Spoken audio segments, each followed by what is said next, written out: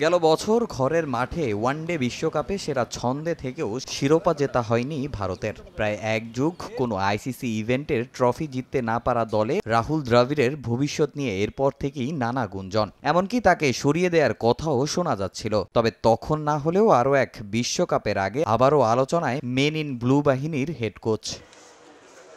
2021 সালের নভেম্বরে রবি শাস্ত্রীকে সরিয়ে 2 বছরের জন্য রাহুল দ্রাবিড়ের কাঁধে ভারত দলের দায়িত্ব দেয় বিসিসিআই। ওয়ানডে বিশ্বকাপের পর আবারও 2024 সালের টি-20 বিশ্বকাপ পর্যন্ত তার সঙ্গে চুক্তি নবায়ন করে ক্রিকেট বোর্ড। তবে জুনের পর আর চুক্তির মেয়াদ বাড়ছে না রাহুলের। জুন পর্যন্তই আমাদের সঙ্গে রাহুল দ্রাবিড়ের চুক্তি রয়েছে। খুব শিগগিরই আমরা নতুন কোচের জন্য বিজ্ঞপ্তি দেব। আমরা দীর্ঘমেয়াদে একজন কোচ নিয়োগ দিতে চাই, অন্তত 3 বছরের জন্য। দ্রাবিড় চাইলে আবারও আবেদন করতে পারবেন। শুরু থেকেই দেশীয় কোচদের ওপর আস্থা রেখে আসছে ভারতীয় ক্রিকেট বোর্ড।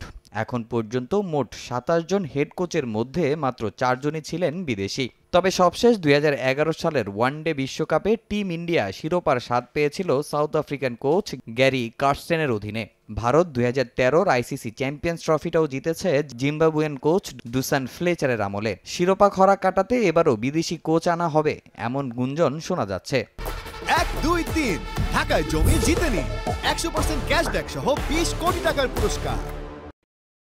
নতুন কোচ ভারতীয় হবে নাকি বিদেশি, সেটা আমার পক্ষে এখনই বলা সম্ভব নয়। এ ব্যাপারে সিদ্ধান্ত নেবে বোর্ডের উপদেষ্টা কমিটি। তবে যিনি আসুন, সব ফরম্যাটের দায়িত্ব পালন করবেন।